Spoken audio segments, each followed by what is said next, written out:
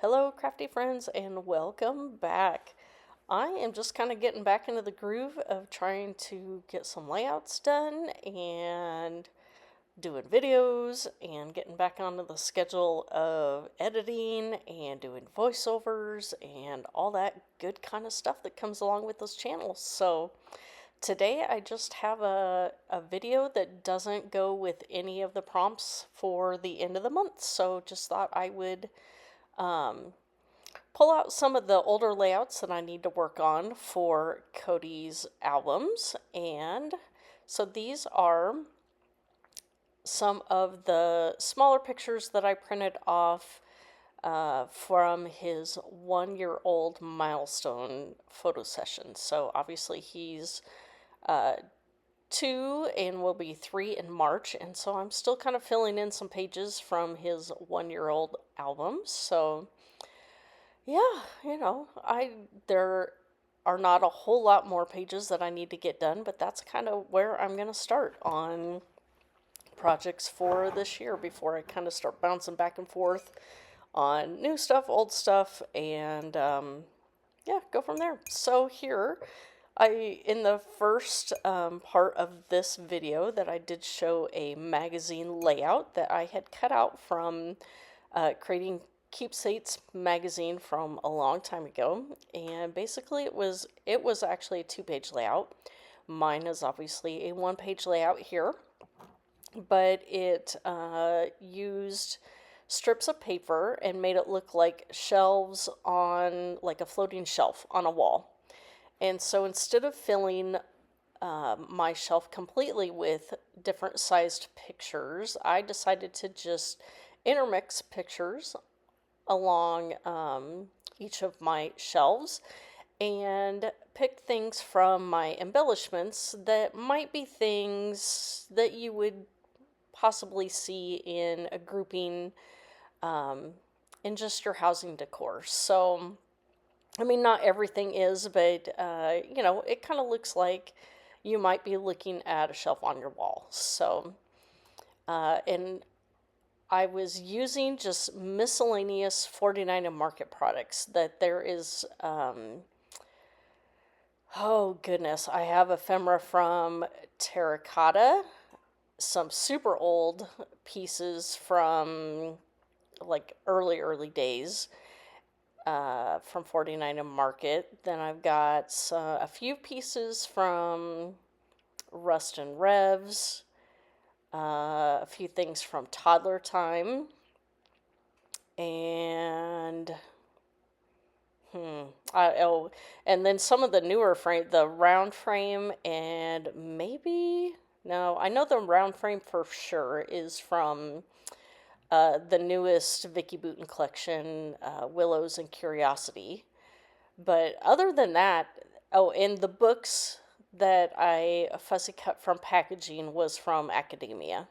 So there you can see, in my upper right-hand corner there that I had a little pile of things that I was using. And I think those are the things that did not make it on the layout, but I was kind of just using for spacing and just testing to see what all worked out. So here you did see that I pulled out a scrap of vellum paper, and just to kind of help some of these embellishments pop off this yellow background, I did back a couple of the frames with the vellum, and it just kind of diffuses that color and helps some of those elements pop on top. So there you can see that the piece that I just finished up was a stack of 3 drawers. It was actually a taller stack of 6, and I cut it in half. And I cut a slit in one of the drawers and then slipped into a little postage stamp and then another small square die, just to give some interest, like something was sticking out of the drawer. And that was something that I saw, I believe, one of the 49 and Market designer, someone on the design team create something like that. And so I've kind of been holding on to that when I had one of these pieces that I was going to use to go ahead and do something like that. So here I am using a 6x8 piece of paper from Rust and Revs to map my photos, and a few of them I did cut down to a few different sizes. So the yellow background I did trim down to, I can't remember. I think there's about a 1/4 of an inch border around the entire outside. I did gut this brown paper so I could use it on another layout. And here is my little trick of waiting to not pull the tape for the entire backing there to make sure that I had it on straight before pulling the rest of the tape.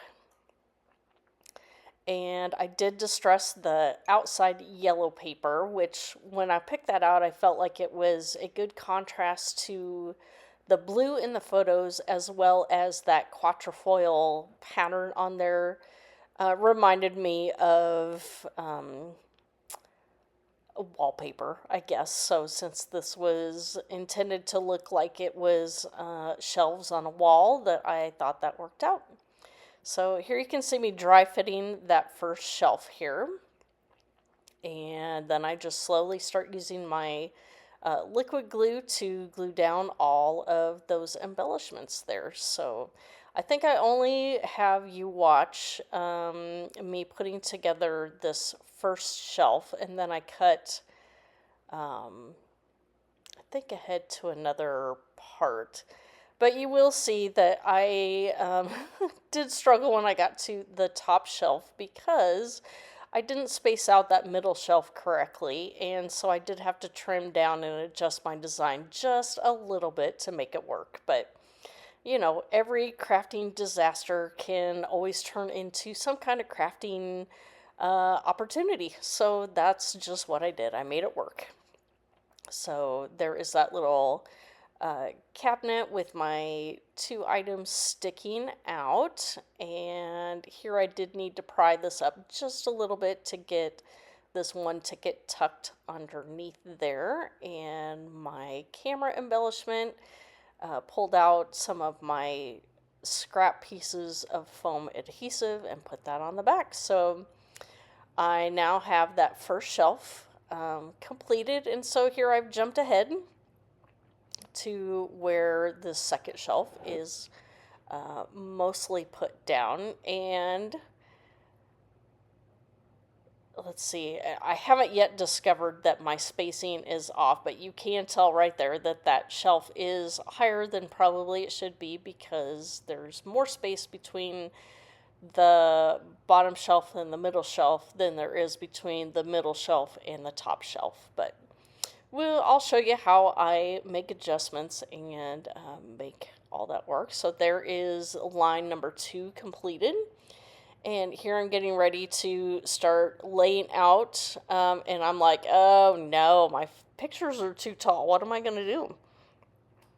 Yeah, so, and of course they're already matted, and so I layer things out and I try to figure out, but I think I used liquid glue on that second shelf, so there was no way I was going to be able to pull that second shelf up and move everything down just a little bit. So again, made it work. So here I've decided that I can just lower each of those pictures, and then the one that's already cut just a little bit smaller, that I can just layer it on top of the shelf just a little bit. So there you can see I was trying to piece it together so it still had a border at the bottom, but ultimately I decided to use a word strip, and I cover up the bottom where you can see there's no mat there. So sorry, I needed a drink of my coffee that I was on the morning video this morning for my local scrapbook store, Memory Bound.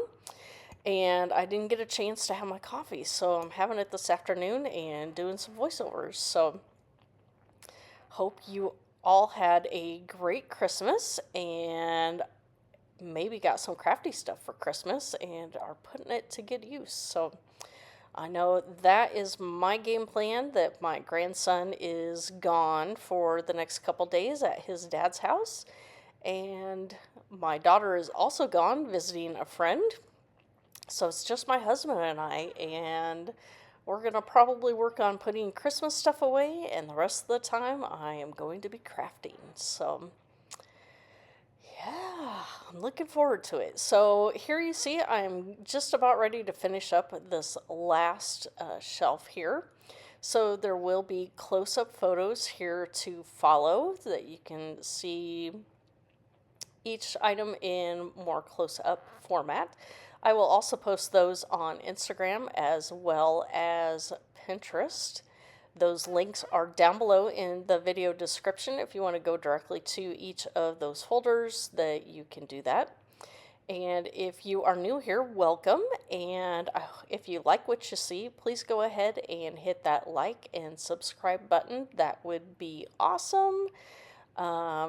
This year I was hoping to get to 500, and I think I'm probably going to end the year around the 525 range, which is pretty good for only being online for about 2 years now. So thank you for stopping by. Here are those close-up photos, and we will see you next time. Thanks for stopping by.